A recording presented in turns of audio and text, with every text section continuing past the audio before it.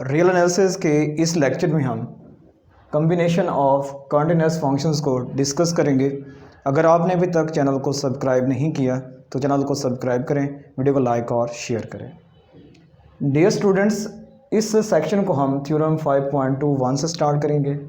Late A is a subset of R and let F G be functions on A to R. यहाँ पर students हमने दो function define किए हैं, F और जी, किस पर, ए से आर पर। और यहाँ पर जो ए है स्टूडेंट्स वो सबसेट है आर का। And let B belongs to R, और हम स्टूडेंट्स कोई और नंबर ले रहे हैं बी, किस से, सेट आर से। Suppose that C belongs to A and that F G are continuous at C. और यहाँ पर स्टूडेंट्स सी कोई ऐसा नंबर है जिस पर एफ और जी स्टूडेंट्स क्या हैं, ये कॉन्टिन्यूस है। Then F plus G, F minus G, F G and B F are continuous at C. अगर स्टूडेंट्स कोई सी एक ऐसा नंबर है जिस पर एफ बी और जी भी कॉन्टिन्यूस होंगे, then F plus G, F minus G, F G and B F are continuous at C. तो इसका मतलब है स्टूडेंट्स इन फंक्शंस का कम्बिनेशन भी उस सी पॉइंट पर क्या होगा, कॉन्टिन्यूस होगा। Next, if H is a function from A to R. यहाँ पर स्टूडेंट्स एच क्या है, एक ऐसा फंक्शन है जो सेट ए से आर पर है, और ये स्टूडेंट्स सी पर क्या है, कॉन्टिन्यूस है। स्टूडेंट्स जो हम एच फंक्शन ले रहे हैं ए टू आर, ये भी इसी सी पर कॉन्टिन्यूस है। And if H of X is not equal to zero for all X belongs to A. और यहाँ पर स्टूडेंट देखें तो एच ऑफ एक्स क्या है स्टूडेंट्स, ये नॉट इक्वल टू ज़ीरो है for all X belongs to A. यानी जो हम सी ले रहे हैं वो भी सेट ए से ले रहे हैं, और जो एक्स ले रहे हैं, तमाम जो एक्स ले रहे हैं वो भी सेट ए से ले रहे हैं। और यहाँ पर जो एच ऑफ एक्स है वो नॉट इक्वल टू ज़ीरो है। स्टूडेंट्स एच एक ऐसा फंक्शन है जो ए से आर पर डिफाइन है, और ये सी पर कॉन्टिन्यूस है। और हमने एक और शर्त भी यहाँ पर रखी है कि एच ऑफ एक्स क्या है, not equal to zero for all X belongs to A. Then F over H, यानी quotient of F and H is continuous at C.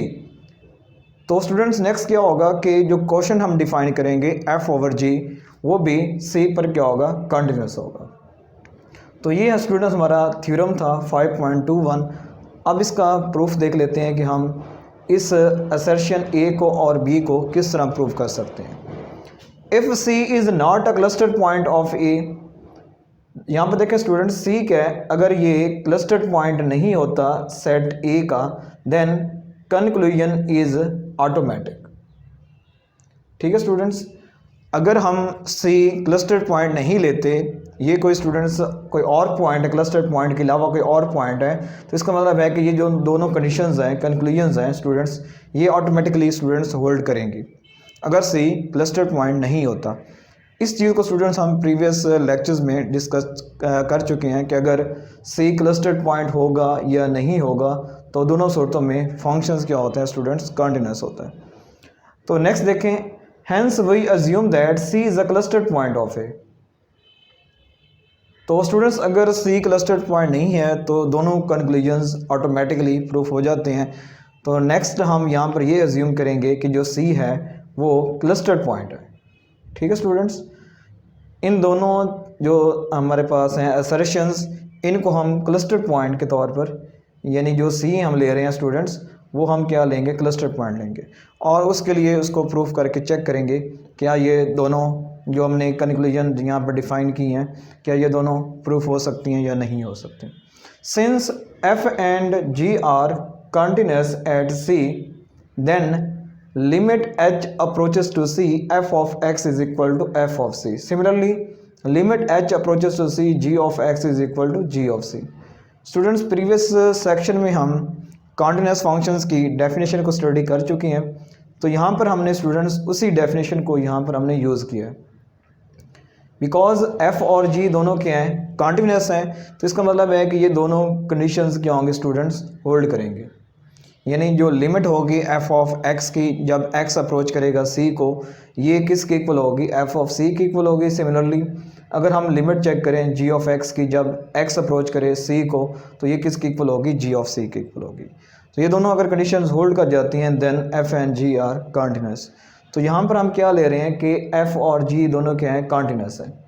Bye theorem 4.24 ए, यहाँ पर स्टूडेंट्स इस थ्योरम को देखें 4.24 ए, तो इसके मुताबिक students F plus G of C is equal to F of C plus G of C. यानी अगर स्टूडेंट्स क्या हम ये डिफाइन करें F plus G of C, तो ये किसके इक्वल होगा, F of C plus G of C. और ये किसके इक्वल होगा students, limit X approaches to C F of X plus G of X. ठीक है स्टूडेंट्स, यहाँ पर स्टूडेंट्स आप ये भी देख चुके हैं कि अगर हम इस लिमिट को अलग-अलग अप्लाई करें, फंक्शन एफ पर भी अप्लाई करें और जी पर भी अप्लाई करें, तो यहाँ से हमें स्टूडेंट्स क्या मिलता है, F of C plus G of C मिलता है। तो आप स्टूडेंट्स इसे इस फॉर्म में भी लिख सकते हैं, F plus G of C, और ये इसके इक्वल होगा और ये कि स्टूडेंट्स इसके इक्वल है। तो इसका मतलब है कि limit X approaches to C F of X plus G of X, ये किसके इक्वल होगा, F plus G of C के इक्वल होगा। Therefore F plus G is continuous at C. तो इसका मतलब है कि जो कॉम्बिनेशन होगा एफ प्लस जी का स्टूडेंट्स, वो भी इसी सी पर क्या होगा, कंटिन्यूस होगा। क्योंकि स्टूडेंट्स ये कंटिन्यूस फंक्शन की डेफिनेशन होल्ड हो रही है। अगर हम चेक करें तो स्टूडेंट्स, तो अगर ये कंटिन्यूस फंक्शन की डेफिनेशन होल्ड हो रही है, दिस इम्प्लाइज एफ प्लस जी भी क्या होगा स्टूडेंट्स, कंटिन्यूस होगा एट सी पर। The remaining assertion can be proved in similar way.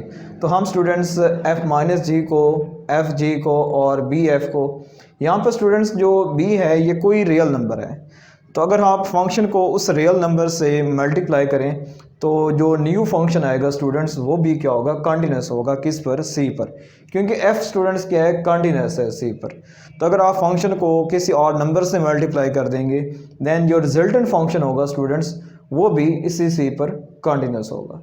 इसी तरह स्टूडेंट्स एफ जी यानी प्रोडक्ट ऑफ एफ और जी स्टूडेंट्स वो भी क्या होगा, कंटिन्यूस होगा। ये हम स्टूडेंट्स प्रीवियस चैप्टर 4 में इन चीज़ों को डिस्कस कर चुके हैं कि फंक्शन का प्रोडक्ट, ठीक है students, F minus G F plus जी, ये सारे क्या होते हैं, कंटिन्यूस होते हैं। अगर एफ और जी कंटिन्यूस होगा तो ये स्टूडेंट जो यहाँ पर रिजल्टेंट फंक्शंस आएंगे वो भी क्या होंगे, कंटिन्यूस होंगे। तो नेक्स्ट देख लेते हैं इस बी पॉइंट को कि हम क्वोशिएंट फंक्शन को कैसे कंटिन्यूस प्रूव कर सकते हैं। Since C belongs to A then H of C is not equal to zero. यहाँ पर स्टूडेंट देखें तो हमने एच ऑफ एक्स को not equal to zero define किया था, क्योंकि अगर हम स्टूडेंट्स क्वोशिएंट फंक्शन को देखते हैं तो जो क्वोशिएंट होता है स्टूडेंट्स वो नॉट इक्वल टू ज़ीरो होता है। यानी यहाँ पर जो स्टूडेंट्स एच होगा ये कभी भी ज़ीरो के इक्वल नहीं होगा, ये आप पहले ऑलरेडी जानते हैं। यहाँ पर इसलिए हमने एच ऑफ एक्स को not equal to zero define किया था for all X belongs to A. तो यहाँ पर अगर सी कोई ए से बिलोंग करता है, पॉइंट है, और then H of C is not equal to zero, but since limit H approaches to C H of X is equal to H of C. ठीक है स्टूडेंट्स, अगर H of C not equal to zero है, अगर आप students इस H of X पर limit apply करते हैं तो ये स्टूडेंट्स किसके इक्वल आते हैं, एच ऑफ सी के इक्वल आते हैं। तो इसका स्टूडेंट्स मतलब क्या होगा, it follows from theorem 4.24 B that F over H of C. Students देखें यहाँ पर F over H of C, इसे आप लिख सकते हैं F of C over H of C. ठीक है स्टूडेंट्स, यानी F over H of C को हम लिख सकते हैं F of C over H of C.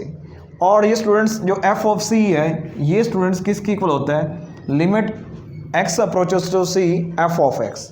Similarly जो एच ऑफ सी होता है स्टूडेंट्स वो किसके इक्वल होता है, limit X approaches to C H of X. तो इसे आप स्टूडेंट लिख सकते हैं limit X approaches to C F over H. तो यहाँ पर स्टूडेंट्स आपने देखा कि limit X approaches to C F over H, ये स्टूडेंट्स किसके इक्वल है, या यहाँ पर लिख सकते हैं F over H of X equal आ जाता है F over H of C. ठीक है स्टूडेंट्स, तो therefore F over H is continuous at C. तो यहाँ पर देखें स्टूडेंट्स, ये कॉन्टिन्यूस फंक्शन की डेफिनेशन को होल्ड कर रहा है। जो हमने यहाँ पर क्वेश्चन डिफाइन किया है एफ ओवर एच, क्योंकि एफ भी कॉन्टिन्यूस फंक्शन है और एच भी एक कॉन्टिन्यूस फंक्शन है। यानी यहाँ पर स्टूडेंट्स हमने क्या लिया है, एक एफ भी कॉन्टिन्यूस फंक्शन लिया है और एच भी एक कॉन्टिन्यूस फंक्शन है। तो यहाँ पर जो हमने एफ ओवर एच एक क्वेश्चन डिफाइन किया था, तो स्टूडेंट्स यहाँ पर वो इस कॉन्टिन्यूस फंक्शन की डेफिनेशन को होल्ड कर रहा है। तो इसका मतलब ये है कि जो एफ और एच होगा या कोशेंट होगा स्टूडेंट्स, वो एक कॉन्टिन्यूस फंक्शन होगा। तो नेक्स्ट देख लेते हैं कुछ एग्जांपल्स कॉन्टिन्यूस फंक्शंस की। यहाँ पर स्टूडेंट जो हम टॉपिक डिस्कस कर रहे हैं वो है कम्बिनेशन ऑफ कॉन्टिन्यूस फंक्शंस। तो हम क्या करेंगे, कॉन्टिन्यूस फंक्शंस के कम्बिनेशन को चेक करेंगे और वहाँ से कुछ एग्जाम्पल को भी डिस्कस करने लगेंगे। पहली एग्जाम्पल है स्टूडेंट्स पोलोमियल फंक्शंस। तो यहाँ पर हम ये डिस्कस करेंगे कि जो पोलोमियल फंक्शंस हैं वो भी क्या होते हैं, कॉन्टिन्यूस होते हैं। Let P of X is equal to A N X की power N plus A N minus one X N minus one plus up to सॉन A naught plus up to सॉन स्टूडेंट्स ए नॉट एक्स की power naught for all X belongs to are.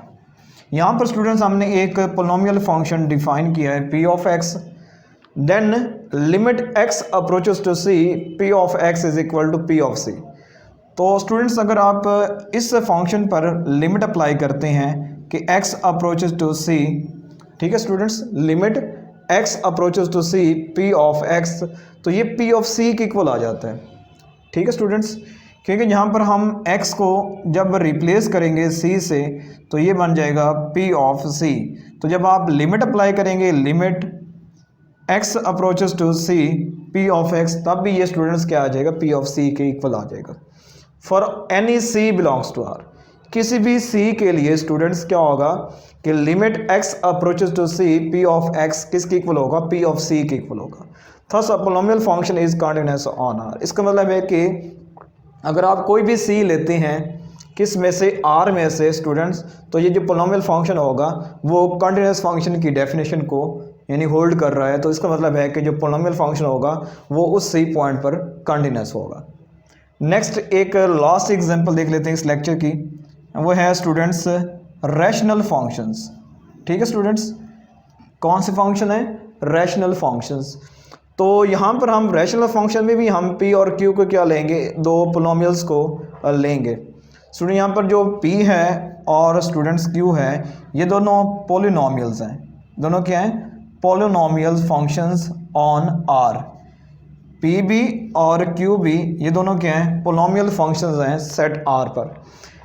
There are at most a finite number of real roots of Q such that if X does not belongs to, ये students क्या हैं, alpha one up to सॉन alpha m, ये finite roots हैं किसके, Q के students, क्योंकि Q भी एक पोलिनोमियल है। फॉर एग्जांपल अगर आप Q ऑफ x कोई सी पोलिनोमियल डिफाइन करते हैं, फॉर एग्जांपल x की पावर 2 माइनस 3x, और यहाँ पर स्टूडेंट्स आप 2 डिफाइन कर लेते हैं फॉर एग्जांपल, तो यहाँ पर अगर हम इसके रूट्स को चेक करें तो ये बन जाएगा x की power 2 minus 2x minus x plus 2। तो यहाँ पर देखें तो स्टूडेंट्स हमारे पास इसके रूट्स आएंगे। यहाँ पर हमने इसे क्या किया है, फैक्टराइज किया है। इस स्टूडेंट्स हमने पोलिनोमियल को क्या किया है, फैक्टराइज किया है। तो देखिए यहाँ पर स्टूडेंट्स हमारे पास क्या आ रहा है, x माइनस 2 भी आ रहा है, प्लस माइनस 1 कॉमन, इधर क्या आ जाता है x माइनस 2।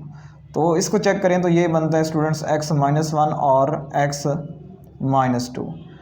तो अगर आप इसको इन दोनों को 0 के इक्वल लो स्टूडेंट्स, तो यहाँ से एक x की वैल्यू 1 आएगी और x की वैल्यू स्टूडेंट्स क्या आएगी, 2 आएगी। ये स्टूडेंट्स कोई से दो ऐसे रूट्स हैं जिनके लिए स्टूडेंट्स ये पोलिनोमियल इक्वल हो रही है 0 के।